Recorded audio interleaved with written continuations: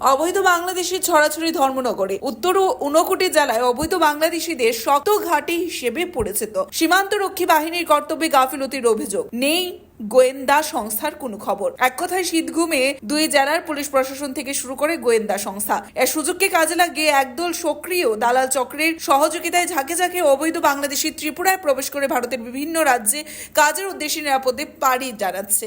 এবারে মাঝে মধ্যে ধর্মনগর পুলিশ গোপন খবরের ভিত্তিতে বা মাধ্যমে কিছু বাংলাদেশি আটক করতে সক্ষম হলেও জেলার ডিআইবি, এসবি সহ গোয়েন্দা শাখার কর্মীরা এক্ষেত্রে একেবারেই ব্যর্থ।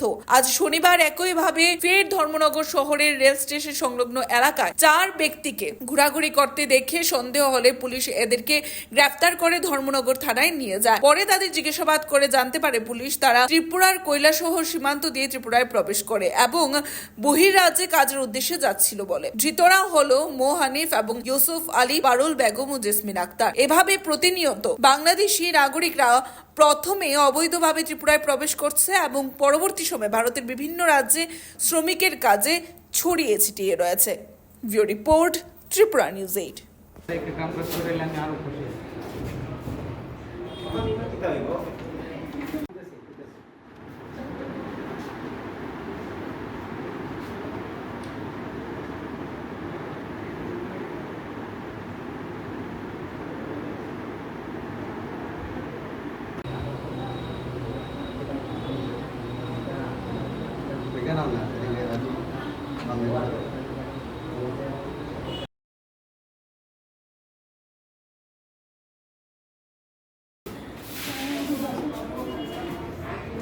এই দেশে রেখে দেন, আমার ঘরে কাজ কাম করেন, নাইলে আমার দিয়ে দেন। আর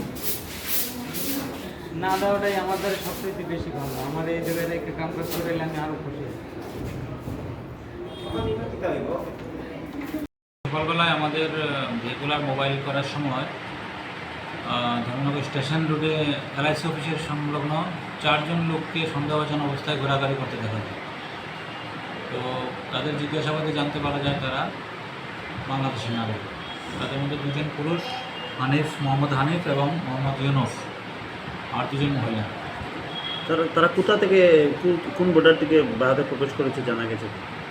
তাদেরকে জিজ্ঞাসাবাদে তারা বলেছে তারা কৈলাসহর বর্ডার দিয়ে এসেছে এবং ত্রিপুরার বাইরে কাজের উদ্দেশ্যে যাওয়ার জন্য তারা এদিক দিয়ে যাচ্ছিল।